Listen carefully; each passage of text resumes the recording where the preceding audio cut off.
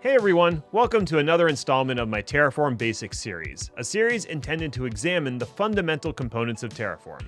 This time, we are going to talk about the core workflow you'll follow when using Terraform. Let's dig in. Before we talk about the core workflow, I want to take a moment and thank Spacelift for sponsoring this video. More about them later. We are going to start this video by first talking about the general lifecycle of deploying and managing infrastructure as code. And then we can map that model onto using Terraform and specifically the Terraform commands you'll use to manage your infrastructure. The infrastructure you deploy using code is going to start its life as a design. After all, it's pretty hard to write code that deploys infrastructure if you have no idea what you should be deploying. And if we're being really honest, the lifecycle starts way back with the requirements gathering phase. What application are you hosting? What are the components? And what are the performance, availability, and security requirements?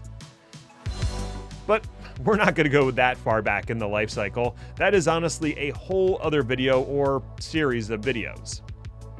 Based on the identified requirements, someone, maybe you, maybe an enterprise architect, maybe the software engineering team, will develop a design that maps out the required infrastructure for the application.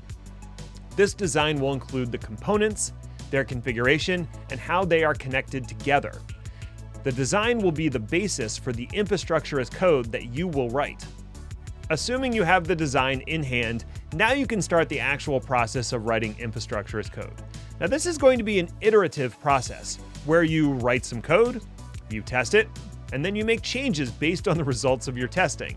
You'll repeat this process until you have a configuration that meets the requirements of the design. You are not going to get everything right on the first try. In fact, if I write a configuration and it deploys properly the first time, I'm more likely to be concerned that I missed something. So you write the config, validate the syntax, do a dry run, and then deploy it. Once it's deployed, you verify the results. If it's not what you expected, you make changes and repeat the process. If it is what you expected, your job is done for now. At some point, the requirements will change and you'll have to go back and make changes to the configuration. But for now, you're done. HashiCorp describes the steps in our infrastructure as code workflow as write, plan, and apply, which seems good enough for me. Write is when you are authoring the code. Plan is when you are doing a dry run to see what changes will be made. And apply is when you are actually deploying the infrastructure. It's only the last step that will actually make changes in your target environment, and ideally you catch any issues during the plan step. Now, how did these three steps map onto using Terraform?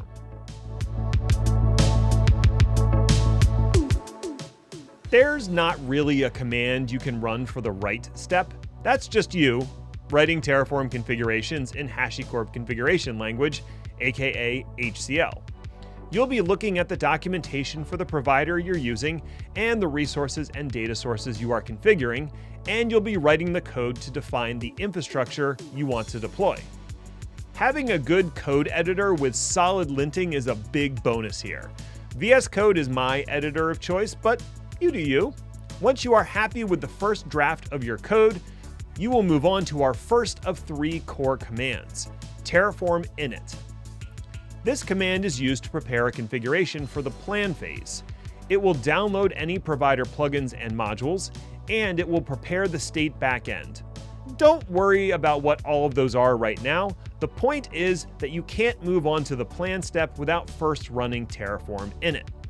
Unlike something along the lines of git init, there's no point in running Terraform init in an empty directory. Terraform won't have much to do until you've written some code that includes things like providers and modules, or defines a state backend. So the right step comes before running Terraform init. Once you've run Terraform init, you can move on to the plan step. This is where you run Terraform plan to see what changes will be made to your target environment. This is a dry run, so no changes will be made, but you will see a list of actions that Terraform will take if you run the apply command. The produced dry run is called an execution plan, and you can save the execution plan to a file using the -out flag. This is useful if you want to review the plan before applying it, or if you want to share the plan with someone else for review. Once you're happy with the plan, you can move on to the apply step. This is where you run Terraform apply to actually deploy the infrastructure. If you save your execution plan to a file, you can pass that file to the Terraform apply command, and it will make only the changes defined in the plan. If you don't pass a plan file, Terraform apply will generate a new execution plan and prompts you to confirm before applying it. If you're feeling really confident, you can use the auto approve flag to skip the confirmation prompt, also known as Terraform YOLO. I don't recommend doing this for production environments, but it can be useful for testing. Once you've applied the configuration, you can move on to the next iteration of the write plan apply cycle. You'll make changes to the configuration, run Terraform plan to see what changes will be made, and then run Terraform apply to deploy those changes.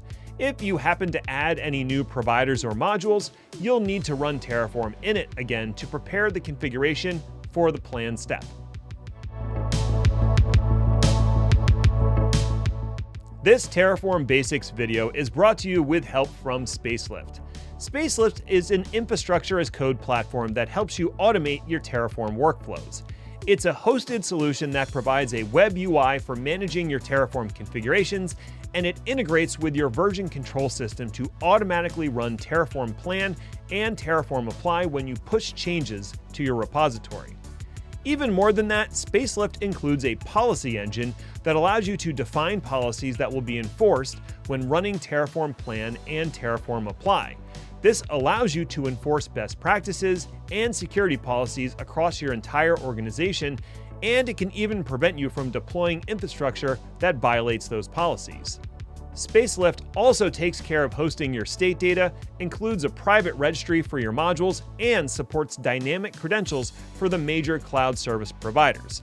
If all that sounds interesting to you, head on over to spacelift.io to learn more and sign up for a free trial.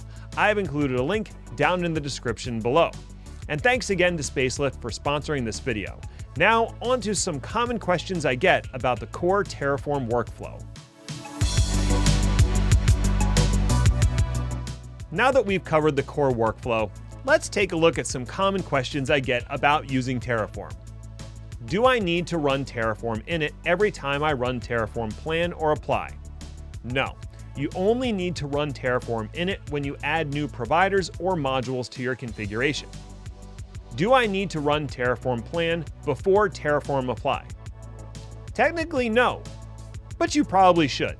The plan step is a dry run, so you can see what changes will be made before you actually make them. I often run plan, review the output, and then make more changes to the configuration. The generated execution plan lets me know I'm on the right track. How do I view the contents of the saved execution plan? The file generated by the plan command is a binary file, so you can't just open it in a text editor. You can use the Terraform show command to view the contents of the plan file and save it to a plain text file if you want to share it with someone else. How do I check syntax and test the infrastructure? The Terraform validate command will check the basic syntax and logic of your configuration, and I tend to run it when I'm unsure of a code edit I just made or before I run a plan because it runs a lot faster. To test your infrastructure, you can use the Terraform test command, which will be coming with version 1.6 of Terraform, or use a third-party solution like TerraTest or Kitchen Terraform.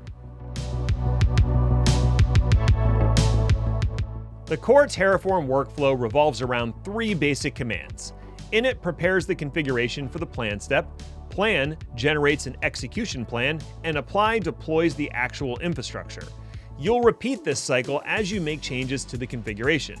Remember that init is only required when you add new providers or modules. Also remember that Terraform always requires an execution plan to be generated before applying changes. So if you don't supply one, Terraform apply will generate a new one. Thank you so much for watching. If you found this video helpful, don't forget to like and subscribe to the channel. And as always, feel free to leave any questions or comments down below. If you're looking for something to watch next, check out another video in the Terraform Basics series that should appear somewhere around here. Until next time, stay healthy, stay safe out there. Bye for now. This is going to be an iterative process. Again, this is going to be an iterative process. Iterative. Wow, I am terrible at saying that.